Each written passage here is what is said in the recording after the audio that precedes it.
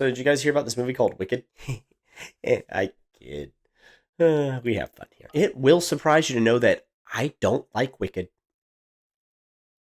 I can feel the shock coming from you. I have no actual writable complaints about the quality. The music is objectively good. The writing is fine. There's no normal critical complaints. I do have a personal one and a broad one but they shouldn't really affect the general public's perception of the product itself. And I hear that the movie itself is a lot of fun, but I have absolutely no desire to see it. I am not trying to be a macho musical hater. Between this and my R&H series, though, I probably should make a video about a musical that I actually like soon, though, just so that you don't assume that's what I am. No, see, what happened is I was a theater kid in high school, which for me was 2002 to 2006, and Wicked premiered in 2003. Holy cow, on my birthday. That's just a cruel joke. Because of that, I endured every single girl that I knew being obsessed with that musical for years. I rode anywhere with any of them. It was in the CD player. We had a set day. At least 2 songs are being sung by the end of the day by an impromptu female vocal ensemble. On rehearsal days, girls are singing it. Show days, someone's stuck in the CD player while they're putting on their makeup, and then they're using it to warm up amongst themselves together. Adding to that, my oldest sister absolutely loves to sing, and I will not complain about that.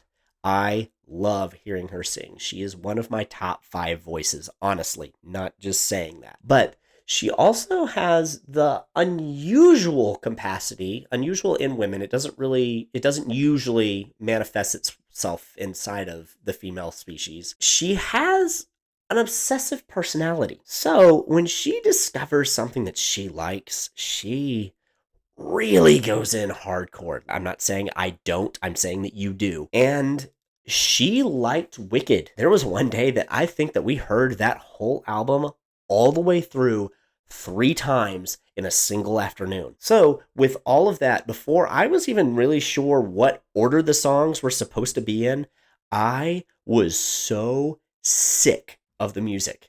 And there's no point in seeing a musical when you already hate the music. I'm still sick of the music, and it's been almost 20 years since the main force of that onslaught. I think it was about 8 years ago, I committed one of the great acts of self-sacrifice in my marriage, and I took my wife, who was also a theater kid, to see it live. And I very much remember at the climax when the Wicked Witch of the West and the Scarecrow grab each other's hands and look off into the distance in a portal to try to find a new land where they can be together.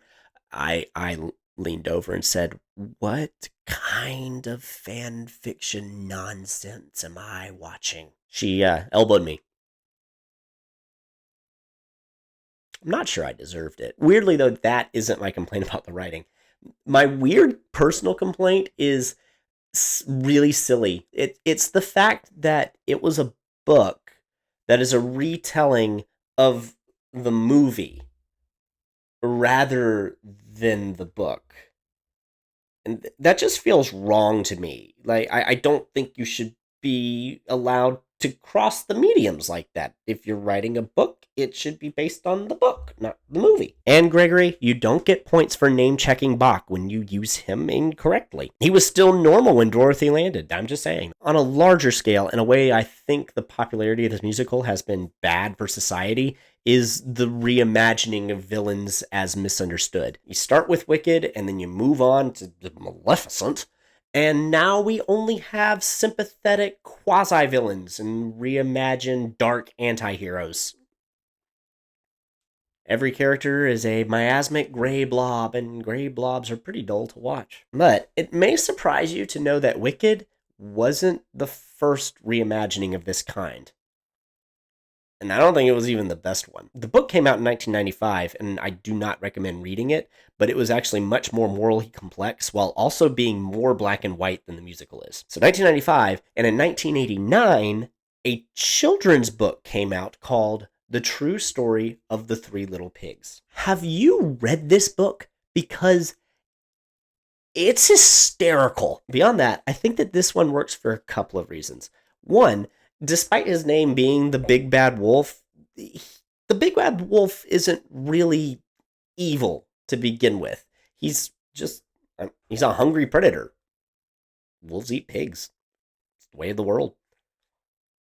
don't really cast aspersions on them for it. I mean, unlike the Wicked Witch of the West, stopping him isn't even the point of the story.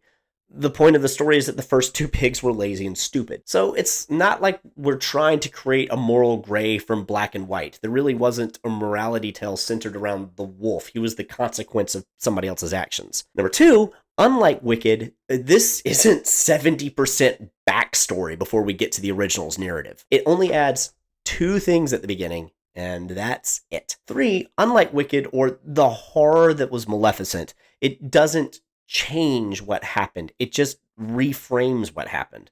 The wolf still did what we know he did, but now we're looking at it from a different angle. Wicked doesn't really do anything to reframe Westy repeatedly threatening to kill a 14-year-old girl and her dog and having an army of slaves. She just doesn't do it. It's hard to say that you, the audience, didn't know the whole story when you then leave out the more egregious parts of that story. It makes the audience think, do you know the whole story? No, what this book says is two things. The wolf was just trying to borrow a cup of sugar to make a cake for his grandmother, and he was suffering from a really, really bad hay fever. So he goes next door. The first pig is rude, but then the wolf sneezes for no fault of his own really hard, and it takes down the entire stupidly built straw house. He finds the pig dead in the rubble, and he's only a wolf and not one to waste a ham dinner, so he just goes ahead and eats him.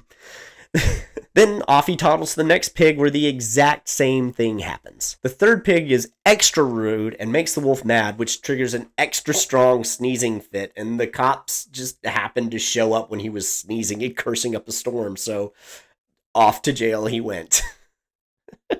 So, in conclusion, Wicked was bad for society and worked to ruin storytelling as we know it. But the true story of the Three Little Pigs is awesome, and you should all put it on your baby registries. I'll see you next time if you subscribe. Bye.